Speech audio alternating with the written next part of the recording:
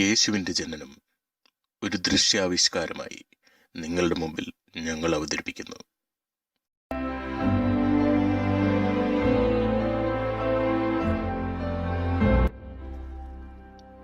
ഗലീലയിൽ നസ്രത്ത് എന്ന പട്ടണത്തിൽ ദാവീദിന്റെ വംശത്തിൽപ്പെട്ട ജോസഫ് എന്ന പേരുള്ള പുരുഷനുമായി വിവാഹ നിശ്ചയം ചെയ്തിരുന്ന കന്യകയുടെ അടുത്തേക്ക് ദൈവം ഗബ്രിയേൽ ദൂതനെ അയച്ചു.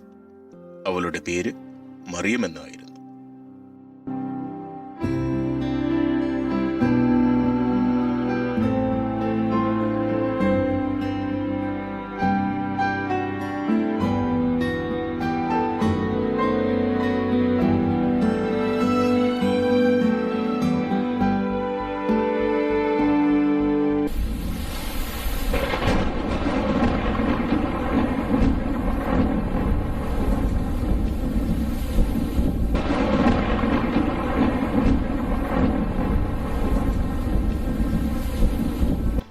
ദൈവകൃപ നിറഞ്ഞവളെ സ്വസ്തി, കർത്താവ് നിന്നോടുകൂടെ.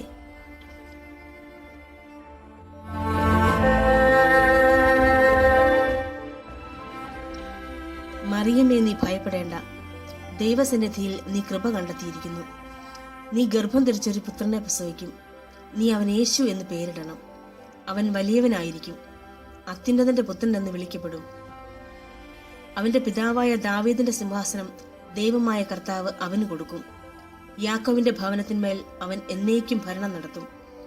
അവന്റെ രാജ്യത്തിന് അവസാനം ഉണ്ടാവുകയില്ല. ഇത് എങ്ങനെ സംഭവിക്കും? ഞാൻ പുരുഷനെ അറിയുന്നില്ലല്ലോ. പരിശുദ്ധാത്മാവ് നിന്റെ മേൽ വരും. അത്യുന്നതന്റെ ശക്തി നിന്റെ മേൽ ആവസിക്കും. ആകയാൽ ജനിക്കാൻ പോകുന്ന ശിശു പരിശുദ്ധൻ, ദൈവപുത്രൻ എന്ന് വിളിക്കപ്പെടും. ദൈവത്തിനൊന്നും അസാധ്യമല്ല.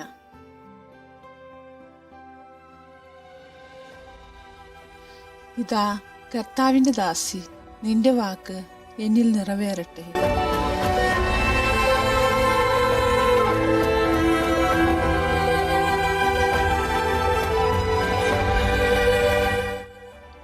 അക്കാലത്ത് ലോകാസകലമുള്ള ജനങ്ങളുടെ പേരെഴുതി ചേർക്കണമെന്ന് അഗസ്റ്റസ് സീസറിൽ നിന്നും കൽപ്പന പുറപ്പെട്ടു. ജോസഫ് ദാവീദിന്റെ കുടുംബത്തിലും വംശത്തിലും പെട്ടവനായതിനാൽ പേരെഴുതിക്കാനായി ഗലീലയിലെ പട്ടണമായ നസ്രത്തിൽ നിന്നും ബത്ലഹേമിലേക്ക് ഗർഭിണിയായ ഭാര്യ മറിയത്തോടു കൂടി പോയി. അവിടെയായിരിക്കുമ്പോൾ അവൾക്ക് പ്രസവ സമയം അടുത്തു. അവൾ തൻ്റെ കടിഞ്ഞൂൽ പുത്രനെ പ്രസവിച്ചു. അവനെ പിള്ളക്കച്ചകൾ കൊണ്ട് പൊതിഞ്ഞ് പുൽത്തൊട്ടിയിൽ കിടത്തി. കാരണം സത്രങ്ങളിലൊന്നും അവർക്ക് സ്ഥലം ലഭിച്ചിരുന്നില്ല.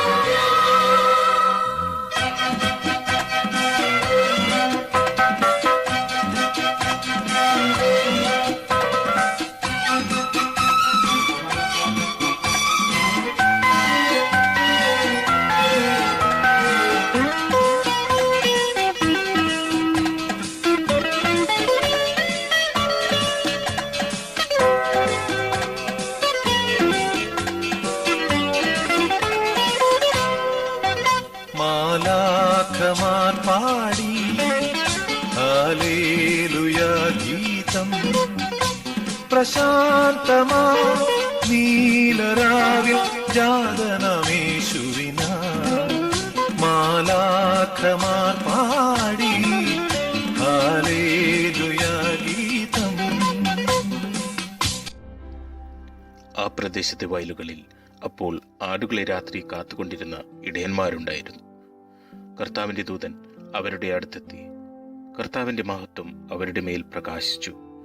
സകല ജനത്തിനും വേണ്ടിയുള്ള വലിയ സന്തോഷത്തിന്റെ സദ്വാർത്ത അവരെ അറിയിച്ചു. ദാവീദിന്റെ പട്ടണത്തിൽ നിങ്ങൾക്കായി ഒരു രക്ഷകൻ, കർത്താവായ ക്രിസ്തു ജനിച്ചിരിക്കുന്നു. ഇതായിരിക്കും നിങ്ങൾക്കുള്ള അടയാളം.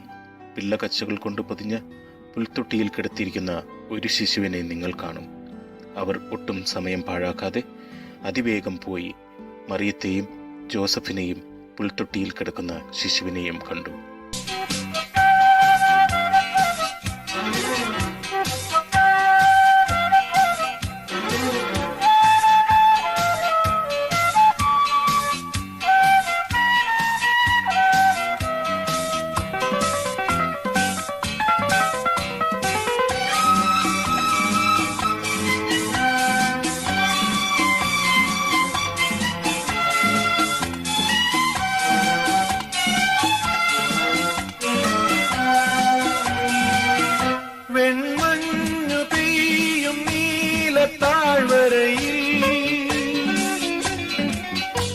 ദേവദൂതർ മെല്ലെ മെല്ലെയാകതരാ വെൺമഞ്ഞു പെയ്യും നീലത്താഴ്വരയിൽ ദേവദൂതർ മെല്ലെ മെല്ലെയാകതരാ ദേവജാതനായി ഗാനം പാടുകയാ ശാന്തിയേകും ഹല്ലേലൂയ മാലാഖമാർ പാടി ഹല്ലേലൂയ ഗീതം.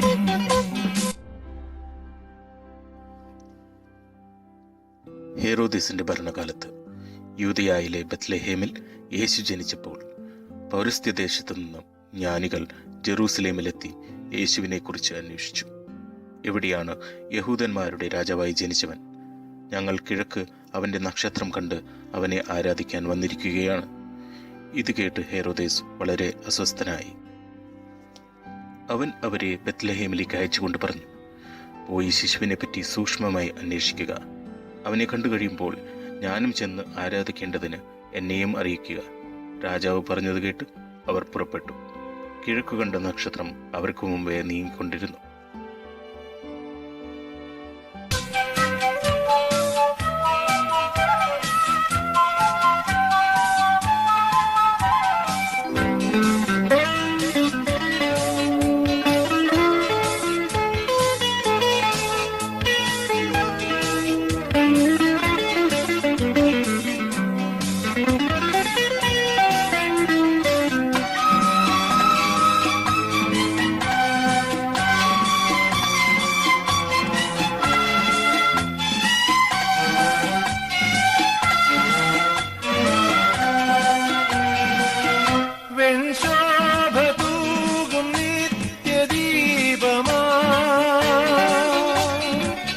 സ്നേഹതാരം ബേത്ലഹേമിൽ വന്നുദിച്ചു വെൺശോഭ തൂകും നിത്യദീപമാ സ്നേഹതാരം ബേത്ലഹേമിൽ വന്നുദിച്ചു